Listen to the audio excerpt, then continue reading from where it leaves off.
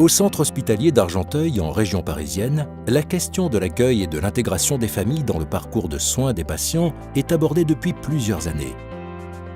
Au sein du service de réanimation, un groupe de travail a démontré que cette intégration permettait de réduire les symptômes d'anxiété, de dépression et de stress post-traumatique du patient et de ses proches, alors même que l'environnement médical est aussi très impressionnant dans ce service.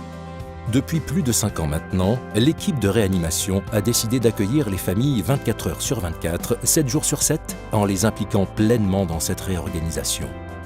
Les services de réanimation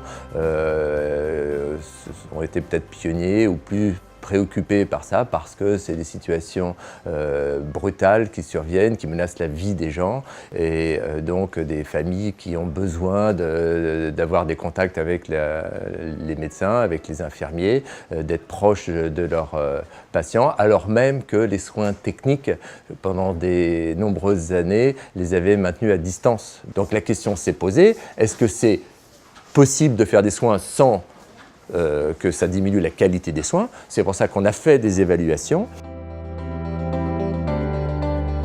Finalement, quand on a fait l'évaluation de l'ouverture 24 heures sur 24 aux familles, les patients, eux, trouvaient que c'était plus agréable d'avoir plusieurs visites courtes qu'une seule visite longue avec tout le monde présent à la fois. Avoir trop peu de temps autorisé pour les visites entraîne un stress chez les familles.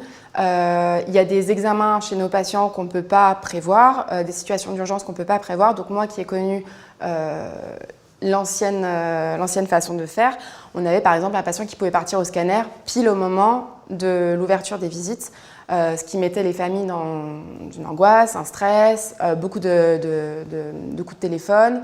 Et nous, on avait beaucoup de mal à répondre à tout ça. On nous a averti que la réanimation est ouverte 24 heures sur 24, 7 jours sur 7. On ne savait pas qu'on allait tant en profiter.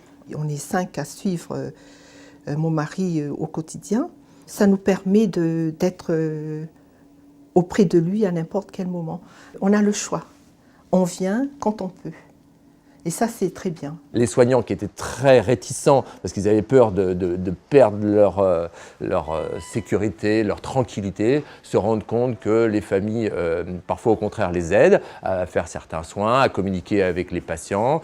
Quand on a besoin d'interprètes dans certaines langues, c'est utile d'avoir toujours quelqu'un pour nous aider à communiquer avec le patient. On leur donne régulièrement des nouvelles et donc il n'y a pas besoin d'avoir une interruption complète de nos soins une fois par jour pour recevoir toutes les familles à la fois parce que ça se fait au fil de la journée. Ça nous a pris beaucoup de temps de réussir à faire tout ce travail.